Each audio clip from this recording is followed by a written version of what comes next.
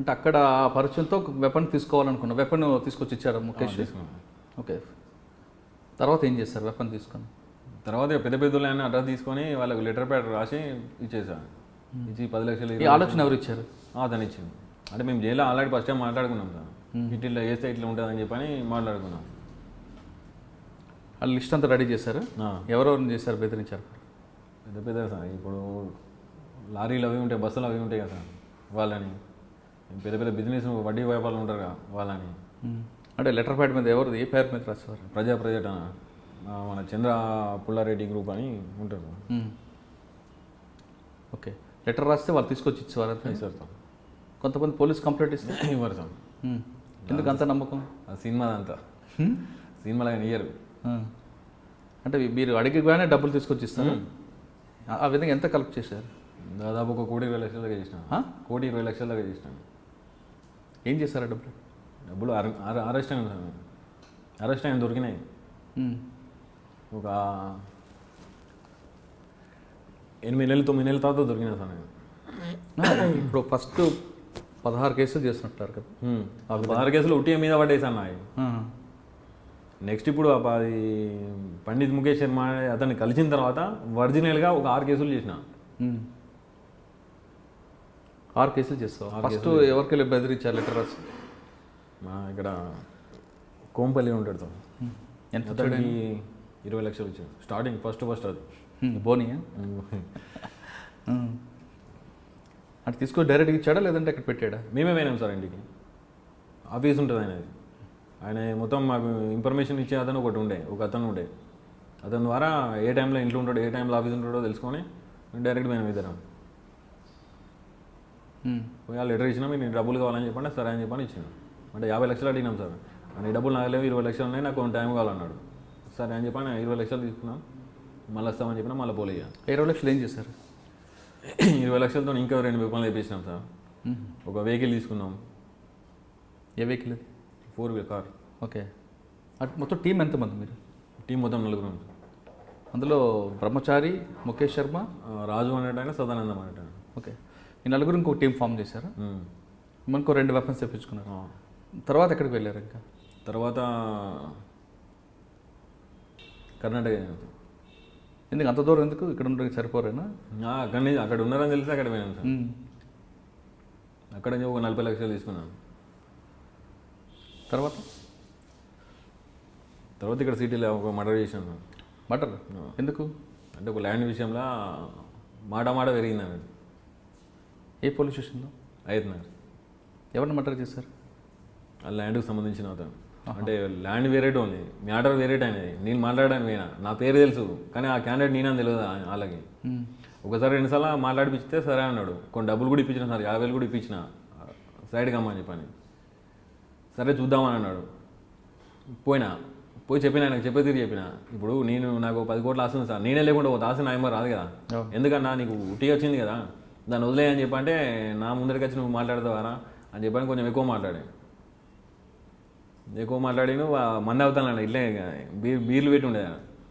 నా ఏరియాకి వచ్చి నువ్వు నాతో మాట్లాడుతాను కదా, చచ్చిపోడు సంపుడు దాకా మాట్లాడుతాను కదా, ఆడేవాడు చారిగాడు తిరుగుతాడట. ఇప్పుడు నువ్వు వచ్చినావు, నా ఎంబడి ఇప్పుడు 10 మంది ఉంటారు సార్. ఆయన ఎంబడి 10 మంది ఉంటారు, చిటికెత్తి ఇంకో 10 మంది అవుతారు, నీ బాడీలో పీస్ కూడా బయటికి వెళ్ళదని చెప్పి అన్నాడు సార్. అంటే చిటికగారా నోడుతో విలువ అని చెప్పి వేపని తీసిన కొట్టేసిన. నిర్ణయం అన్నట్టు కదా. ఫస్ట్ మర్డర్ అదేనా? అంటే పోకిరి సినిమాలో లాగా ఏమో సార్, అప్పుడు ఆవేశం మందు తాగిన ఆవేశంలో. నాకు మందల లేదు. ఆయన మందు తాగున్నాడు, వాళ్ళ మంద కొట్టి అసలు బాధ అనిపించలేదు మర్డర్ చేస్తున్నప్పుడు? ఇక ఫీల్డ్ అప్పుడు అట్లా ఉన్నది సార్. మర్డర్ చేసి మరి ఎటు వెళ్ళారు? ఇంటికి పోయాను. పోలీసులు రాలేదా? దొరకలేదు అప్పుడు ఆ కేసులో? లేదు. తర్వాత నెక్స్ట్ క్రైమ్ మనం సాగర్లో చేసినాం సార్. సాగర్లో చేసినాం. ఏంటి? బీడీ ప్రిన్సిపాల్ ఉండే, అతను పోయి బెదిరించాం. ఎందుకు ఆయన ఎందుకు టార్గెట్ చేశారు? అతను ఊళ్ళో సంబంధించిన అతను మాకు ఇంటిమేషన్ ఇచ్చిండు. ఓకే, ఏమన్నాడు ఆయన? ఇచ్చిండు సార్ డబ్బులు. ఎంత? 20 లక్షలు.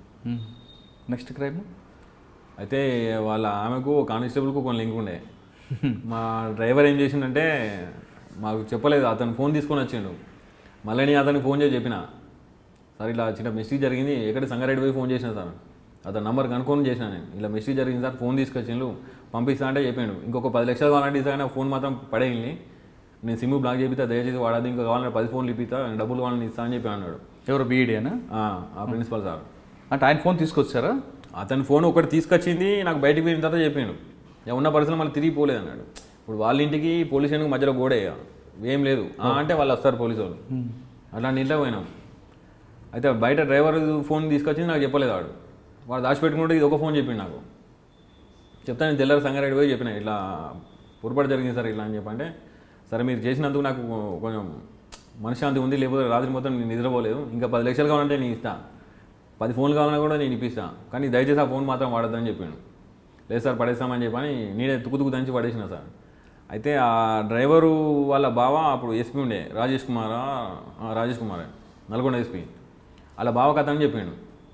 ఇలా మా సార్ దగ్గరికి ఇట్లా ముగ్గురు వచ్చింది, వాళ్ళ దగ్గర వెపన్లు ఉన్నాయి, డబ్బులు తీసుకుపోయినా అని చెప్పాడు. చెప్పి లాస్ట్లో నా ఫోన్ తీసుకుపోయినా అని చెప్పాను. ఆయన ఫోన్ మీద ఈఎంఐ నెంబర్ ఉంటుంది కదా సార్, దాని మీద ట్రాప్ చేసినాడు. అట్లా దొరికినాం. దొరికిన తర్వాత కేసులన్నీ బయటకు వచ్చినాయి ఆటోమేటిక్గా. అంటే ఫస్ట్ అక్కడ నల్గొండ పోలీసులు దొరికారా? మూడోసారి సార్. ఇక్కడ సాగర్ పోలీస్ స్టేషన్లో ఇక లాస్ట్ అదే అరెస్ట్. అంటే అప్పుడు ఇంట్రాగేషన్ ఏం చేశారు మీరు? ఇంట్రాగేషన్ అంటే సార్ ఇప్పుడు నేను దొరికిన తర్వాత ఏమనకపోయేసాను నేను.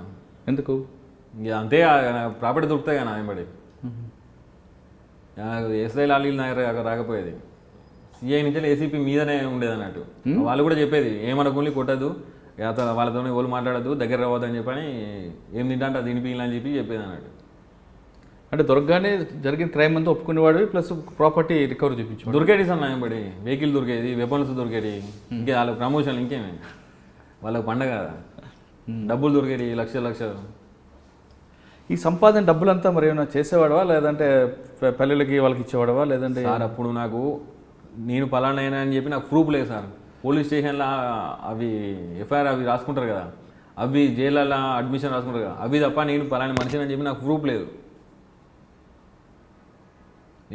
నాకు మా అన్నదమ్ములు కూడా వాళ్ళు రాలేదు నా దగ్గర. కానీ అప్పటికే ప్రేమించి పెళ్లి చేసుకున్నావు కదా మరి ఆమె? నేను వాళ్ళ ఫ్యామిలీ గరీబోలు సార్, వాళ్ళకు కూడా లేకపోయేది అన్నట్టు. నేను ఎందుకు అనవసరంగా నా వల్ల వాళ్ళని ఇబ్బంది పెడతానని చెప్పి నేను పోకపోయేది, ఫోన్ కూడా చేయకపోయేది. మరి ఆమె ఎప్పుడు నీ ఫోన్లో కూడా కాంటాక్ట్ అవ్వలేదు? లేదు సార్. ఆమె కూడా ఎప్పుడు చెప్పలేదా క్రైమ్ చేయొద్దని? అది అట్లాంటి సందర్భం రాలేదు సార్. ఆమెతో 5 నిమిషాలు కూడా నేను మంచిగా మాట్లాడపోయేది, ఎందుకంటే నా మనసులో నాకు ఉండేది కదా సార్. ఏమైనా ఉండేది? ఎప్పుడు బాధ సార్. ఇప్పుడు ఇంట్లోకి దూరం అయినా అసలు ఎందుకు ఇట్లా చేసినా, మా వాళ్ళు అందరూ ఎంప్లాయీస్ సార్, సింగరేణి ఎంప్లాయీస్, నేను ఒక్కరిని ఇట్లా అయిపోయినా. నాకు సరే తప్పు చేసినా మరి అట్లా కాదు ఇట్లా అని చెప్పేటోళ్ళు లేరు, నాకు ఇప్పుడు హెల్ప్ చేసేటోళ్ళు లేరు, ఏం చేయాలి, నా లైఫ్ కరెక్ట్ అవుతుందా కాదా అని చెప్పని ఇదే టెన్షన్ ఉండేది సార్. రాత్రి నిద్రపట్టకపోయేది, చక్కగా తిండి తినకపోయేది, డబ్బులు ఉండే సార్, డబ్బులు ఏం చేస్తాం సార్. ఇప్పుడు నా పరిస్థితి ఇదని చెప్పుకునే టోళ్ళు ఎవరైనా ఉండాలి కదా సార్, ఎవరు లేకపోయేది. ఇప్పుడు జైల్లో కూడా ఏంటంటే ఆఫీసర్లందరూ నాకు భయపడి ఒక ఎయిడ్స్ పేషెంట్ నిలబెడతారు సార్ దూరంలో, అట్లా సింగిల్ లాకప్లో పెట్టేస్తాను నన్ను. ఓకే, అక్కడ నల్గొండ సాగర్ జైల్లో దొరికిన తర్వాత ఇంటరాగేషన్ అయిన తర్వాత మొత్తం ప్రాపర్టీ రికవర్ అయిపోయింది, తిరిగి మీకు చర్లపల్లి జైలు పంపారు. అక్కడి నుంచి నల్గొండ పంపించారు సార్. నల్గొండలో నన్ను పెట్టుకోవడానికి భయపడ్డారు. అక్కడి నుంచి చెంచగూడ పంపించారు. చెంచలగూడ కూడా నా కోసం మొత్తం తెలిసి అక్కడ కూడా పెట్టుకోవడానికి భయపడ్డారు. అక్కడి నుంచి మన ఇక్కడ పంపించారు, చర్లపల్లి పంపించారు. ఎన్ని సంవత్సరాలు ఉన్నారు జైల్లో? 5 సంవత్సరాలు సార్. ఓకే, శిక్ష పడింది అంటే 100 రాళ్ళు ఉన్నా శిక్ష పడగానే 100 రాలేదు సార్. అంటే మొత్తం అన్ని కేసుల్లోనే ఇప్పుడు చెప్పిన అన్ని కేసుల్లో కూడా మొత్తం కేసు వాటర్ కేసు సహా కొన్ని కేసులు కన్విక్షన్ వచ్చి అన్ని ఎక్విటెడ్ అయిపోయింది. అయిపోయినాయి, మొత్తం అయిపోయినాయి సార్. రిమాండ్ పీరియడ్ అక్కడికి సెటప్ అయిపోయింది.